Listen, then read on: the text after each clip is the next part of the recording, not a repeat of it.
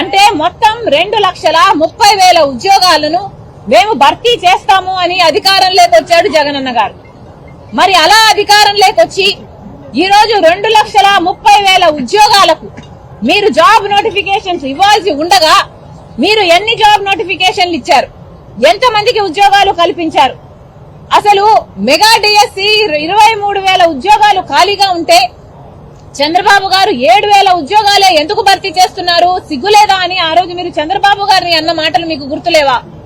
ఈ రోజు అదే 23,000 ఉద్యోగాలు మెగా డిఎస్సి మీరు ఇవ్వగలిగి ఆ 23,000 కాదు, అదనంగా కొత్తగా ఏర్పడిన ఖాళీలైతేనేమి, రిటైర్ అయిన వాళ్ళైతేనేమి అంతా కలిపి దాదాపు 30,000 ఉద్యోగాలు డిఎస్సి నోటిఫికేషన్లు మీరు ఇవ్వగలిగి, ఒక మెగా డిఎస్సి ఇవ్వగలిగి కూడా మీరు ఇవ్వకపోగా 6,000తో ఒక దగా డిఎస్సి ఇచ్చారు.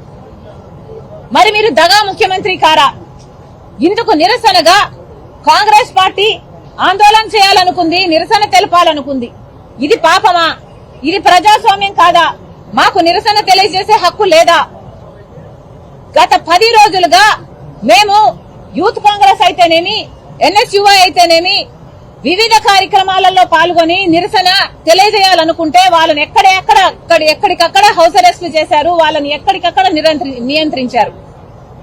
ఈ రోజు కాంగ్రెస్ పార్టీ మొత్తము కలిపి, కాంగ్రెస్ పార్టీ అధ్యక్షురాలతో సహా పెద్ద పెద్ద నాయకులందరూ కలిసి ఈ రోజు యువతకు అండగా నిలబడాలి అని మేము చెలో సెక్రటేరియట్ అనే కార్యక్రమం నిర్వహించాలనుకుంటే దానికి ఇన్ని ఆంక్షలు విధించడం ప్రభుత్వము అంటే విధిస్తుంది అంటే మరి ఇది ప్రజాస్వామ్యం అవునా కాదా? ఇక్కడ భారతదేశ రాజ్యాంగం అమలు అవుతుందా లేదా? లేకపోతే జగన్మోహన్ రెడ్డి గారు ఏదైనా ప్రత్యేకంగా ఒక రాజ్యాంగం రాశారా? జర్నలిస్టులు వాళ్ళకు వ్యతిరేకంగా రాయకూడదు, జర్నలిస్టులు వాళ్ళకు వ్యతిరేకంగా రాస్తే గొడ్డును బాదినట్టు బాదుతాము, చిలక బాదుతాము అని జగన్మోహన్ రెడ్డి గారి రాజ్యాంగం చెప్తుందా? ప్రతిపక్షాలన్నీ ఎవరే గాని జగన్మోహన్ రెడ్డి గారి ప్రభుత్వానికి వ్యతిరేకంగా పోరాటం చేయకూడదు, పోరాటం చేయాలని చూస్తే ఒక కర్ఫ్యూ వాతావరణం లాగా మేము సృష్టిస్తాము, పోలీసులను మా బంటులాగా వాడుకొని, పోలీసులను మా కుక్కల్లాగా వాడుకొని మిమ్మల్ని ఎక్కడికక్కడ హౌస్ అరెస్టులు చేస్తాము అన్నది జగన్మోహన్ రెడ్డి గారి రాజ్యాంగం చెప్తుందా? ఇది ఎక్కడి అన్యాయం అని అడుగుతున్నాం. వేల మంది కాంగ్రెస్ పార్టీ నాయకులైతేనేమి, కార్యకర్తలైతేనేమి ఎక్కడికక్కడ హౌస్ అరెస్టులు చేయాల్సిన అవసరం ఏముంది?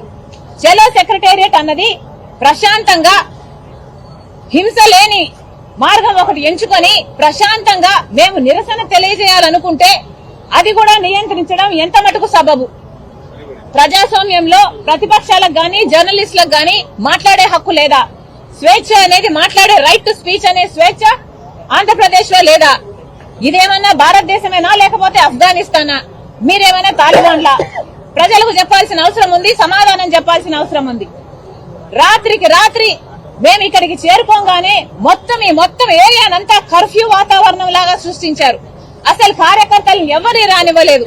పొద్దు నుంచి ఎంతమంది వీలైతే అంతమంది ఎవరికి వచ్చినట్టు వాళ్ళని ఎక్కడికక్కడ అరెస్టు చేస్తున్నారు. గత 2 రోజులుగా ఈ కార్యక్రమం జరగబోతుందని తెలిసి 2 రోజుల నుంచి పోలీసులు హై అలర్ట్ లో ఉండి మా వాళ్ళని నియంత్రించారు. ఇది ఎక్కడే అన్యాయం అని అడుగుతున్నాం.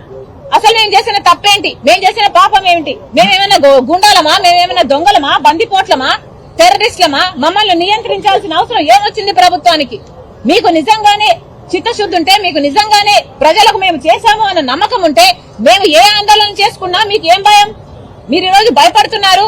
మేము ఆందోళన చేస్తే మేము ప్రజలకు దగ్గరైతాము అన్న భావన మీకు లేకపోతే మమ్మల్ని నియంత్రించాల్సిన అవసరం మీకు ఏముంది అని ప్రభుత్వాన్ని అడుగుతున్నాం. మీరు నిజంగానే జాబ్ క్యాలెండర్ ప్రతి సంవత్సరం విడుదల చేస్తుంటే మీరు